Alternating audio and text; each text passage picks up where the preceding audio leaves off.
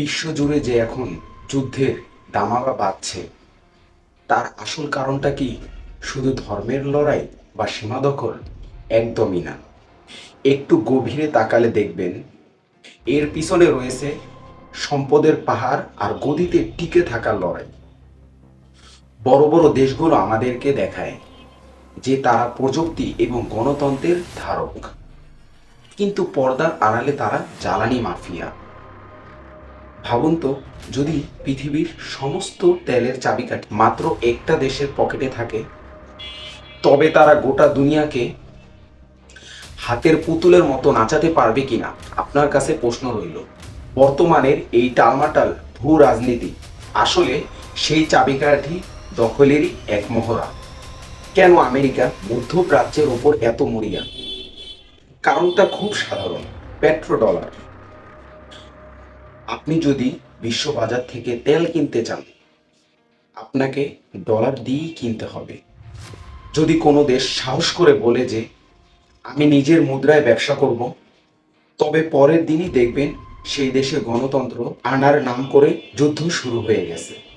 সাদ্দাম হোসেন কিংবা গাদ্দাফি, ইতিহাসের পাতায় তাদের করুণ পরিণতির আসল কারণ ছিল তেলের ওপর আমেরিকার আধিপত্যকে চ্যালেঞ্জ করা। আমেরিকা চায় দুনিয়ার সবাই যেন তাদের ডলারের দাসে পরিণত হয়ে থাকে। কিন্তু এবার পাশার দান উল্টে দিয়েছে ইরান। সবাই ভেবেছিল তারা হয়তো প্রযুক্তিতে পিছিয়ে, কিন্তু তারা এক অভিনব কস্ট ইফেক্টিভ যুদ্ধ শুরু করেছে। যেখানে পশ্চিমা দেশগুলো কোটি কোটি টাকার মিসাইল সিস্টেম বানায়, সেখানে ইরান কয়েক লাখ টাকার ড্রোন দিয়ে আমেরিকার মতো দেশে ঘুম কেড়ে নিচ্ছে। এক একটা ড্রোন যখন কয়েক হাজার কোটি টাকার রাডার উড়িয়ে দিচ্ছে, তখন পরিষ্কার হয়ে যাচ্ছে যে দামি অস্ত্র থাকলেই যুদ্ধে জেতা যায় না। এই অসম লড়াইয়ের কারণে আজ সারা বিশ্বে তেলের দাম আকাশচুম্বী, যার প্রভাব পড়েছে আমাদের পকেটেও। সবচেয়ে অদ্ভুত বিষয় হলো বিশ্বের বড় দেশগুলোর দ্বিমুখী নীতি। তারা যখন ইরানের নারীদের অধিকার নিয়ে বড় বড় কথা বলে, তখন তাদেরই অন্য কোনো বন্ধু রাষ্ট্রে একই অন্যায় হলে তারা অন্ধ সেজে থাকে। যুদ্ধের ময়দানে যখন স্কুল বা সাধারণ মানুষের ওপর বোমা পড়ে, তখন তাদের সেই জেনিভা কনভেনশন আর মানবাধিকারের আইনগুলো সিন্ধুকে বন্দী হয়ে যায়। তেলের বিনিময়ে বন্ধুত্ব আর ডলারের বিনিময়ে নীরবতা, এটাই হলো বর্তমান বিশ্বের আসল চেহারা। এই তলোয়ারের লড়াইয়ে বাংলাদেশের মতো দেশগুলোর অবস্থা সবচেয়ে নাজুক। আমাদের সব দেশের সাথেই ভালো সম্পর্ক রাখতে হয়। যদি হরমুজ প্রণালী কোনোভাবে বন্ধ হয়ে যায়, তবে আমাদের রাস্তাঘাটে সব গাড়ি আর আকাশে সব বিমান চলা বন্ধ হয়ে যাবে।